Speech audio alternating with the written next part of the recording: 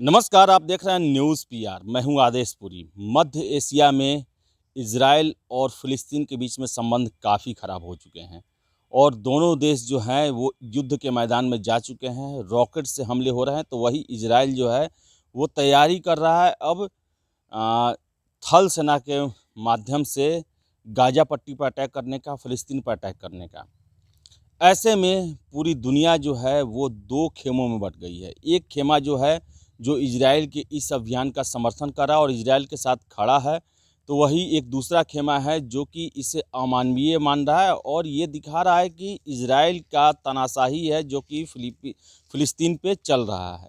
फिलिस्तीन के लोगों का जबरन जो है नरसंहार किया जा रहा है और इजराइल लगातार उन पर बमबारी कर रहा है। इन सब के बीच में बेंजामिन नेतन्याहू जो कि इजराइल के प्रधानमंत्री हैं, उन्होंने ट्वीट किया है। वैसे देशों को धन्यवाद किया है जो कि उनके साथ खड़े हैं। 25 देशों का ट्विटर पर उन्होंने झंडा जो है वो शामिल किया और उनको थैंक्स लिखा और सबसे बड़ी बात, इसमें भारत का झंडा नहीं है। चलिए सबसे पहले आपका ट्वीट देखिए। वो ट्वीट उन्होंने जो दिया है उसमें लिखा है कि thanks for resolutely standing with Israel and supporting our right to self defense against terrorist attack। Means आतंकी हमले के से हमारे साथ खड़े होने के लिए आपका बहुत बहुत धन्यवाद। आखिर भारत का क्यों नहीं इजराइल ने झंडा लगाया है? इसका कारण है कि भारत जो है वो इस पूरे मामले में अपना जो है बीच का रवैया अपना रहा है, बीच का रास्ता देख रहा है। क्योंकि भारत में फ़िलिस्तीन के भी समर्थक बहुत बड़ी संख्या में हैं, इजराइल के भी समर्थक बहुत बड़ी संख्या में हैं। तो इंटरनल और एक्सटर्नल दोनों मजबूरियां हैं भारत के सामने और ऐसे में इन सब में समन्वय बनाने के लिए भारत सरकार ने बीच का रास्ता अपनाया है। जहां भारत सरकार ने हमास जो कि आतंकी समूह है फ़िलिस्तीन का, उसके द्वारा किए गए रॉकेट हमले का विरोध किया है, तो वही जो सैनिक अभियान जो वहाँ के मस्जिद में चलाया गया, अल-अक्सा मस्जिद में इजराइल के द्वारा या उत्तरी जेरूसलम में चलाया जा रहा है, उसका भारत सरकार ने विरोध किया है। आपको बता दें कि जब जेरूसलम को राजधानी बनाने का प्रस्ताव इजराइल ने रखा था, तो भी भारत ने इसका विरोध किया था। जबकि आपको बता दें कि प्रधानमंत्री नरेंद्र मोदी के प्रधानमंत्री बनने के बाद भारत और इजराइल के बीच में संबंध काफ़ी प्रगाढ़ हुए हैं। आज़ादी के बाद लगभग 2017 में पहली बार कोई भारतीय प्रधानमंत्री हुआ जो कि इजराइल के आधिकारिक दौरे पर गया। जुलाई 2017 में प्रधानमंत्री नरेंद्र मोदी इजराइल पहुंचते हैं, जहां उनका भव्य स्वागत किया जाता है।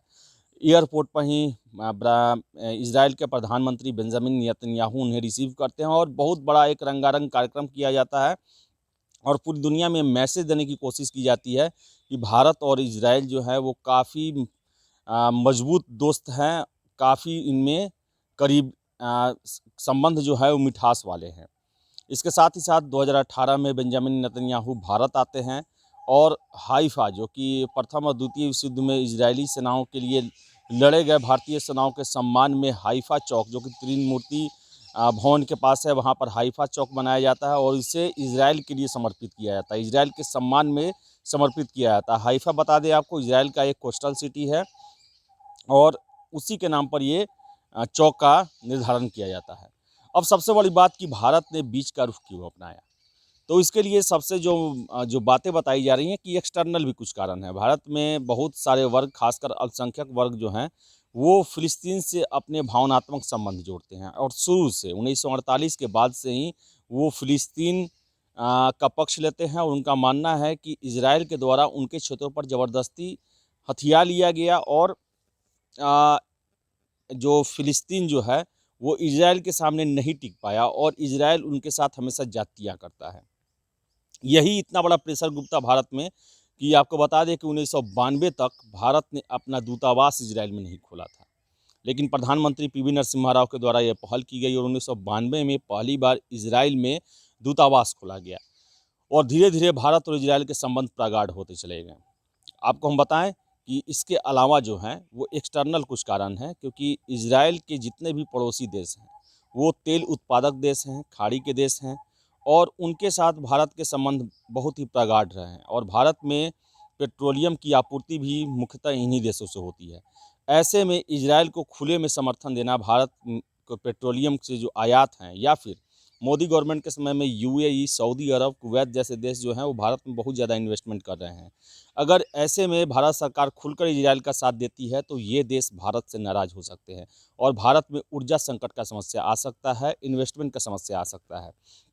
तो यही कारण है कि भारत ने आंतरिक और विदेशी दोनों कारणों को लेकर एक समन्वयकारी और बीच का रास्ता निकलते हुए अपनी विदेश नीति का प्रारूप रखा है, जिसमें खुलकर भारत ने ना ही इजराइल का साथ दिया है, ना ही फिलिस्तीन का साथ दिया है, और दोनों का जो है एक तरह से साथ दिया है। भारत ने यह भी कहा है कि फिलिस्तीन पर जो हमले किए गए उसके लिए उन्होंने हमास का भी विरोध किया। तो वही यरूशलेम को लेकर इनका अलग ही विचार है।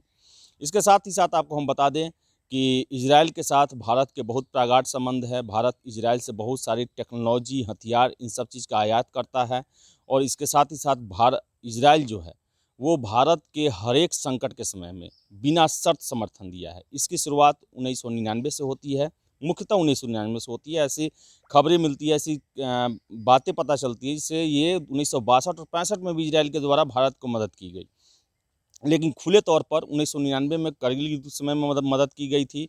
और ये जो सर्जिकल स्ट्राइक हुए 2016 में और 2019 में भारत के द्वारा पाकिस्तान में, उसमें भी इजराइल ने बिना शर्त खुल के दुनिया के सामने ये भारत को मदद की और भारत के द्वारा उठाए गए कदम को पूर्णतः सही बताया था।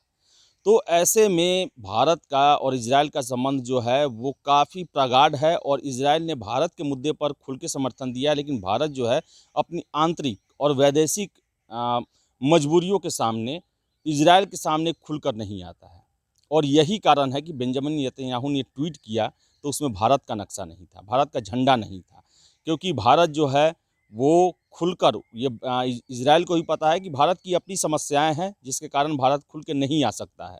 लेकिन बावजूद इसके इजराइल के साथ भारत के संबंध काफ़ी अच्छे हैं, और भारत ने ये मांग की है, ये पहल की है कि मध्य एशिया में शांति बहाल हो, किसी तरह का युद्ध की समस्या ना उत्पन्न हो। और ये दोनों देशों से रिक्वेस्ट किया है कि वो तुरंत जो प्रॉब्लम है इसे युद्ध के मैदान से टालकर वार्ता की मेज़ पर लाएं और इस समस्या का समाधान करें। तो अब देखने वाली बात है कि इजराइल जो है वो लगातार मोर्चा खुले हुए है फिलिस्तीन के खिलाफ़, और लगातार जो है वो हमले तेज़ किए जा रहा है, और उनका कहना है कि ये परिणाम पूरा आने के बाद ही ये कार्रवाई ख़त्म की जाएगी, यानी कि जो हमास जो है उसका पूरा क्लियर करने के बाद, उनको ख़त्म करने के बाद ये अभियान ख़त्म किया जाएगा। तो ऐसे में पूरे मध्य एशिया में तनाव बना हुआ है, विश्व दो खेमे में बँट गया है, एक सपोर्ट में, एक विरोध में है, और ऐसे में सब की यही जो पहली प्राथमिकता है कि शांति बहाली हो, उसके बाद वार्ता के माध्यम से इस प्रॉब्लम को ख़त्म किया जाए। तो फिलहाल इस वीडियो में इतना ही। वीडियो पसंद आए लाइक शेयर करें, हमारे चैनल न्यूज़ पीआर को सब्सक्राइब जरूर करें।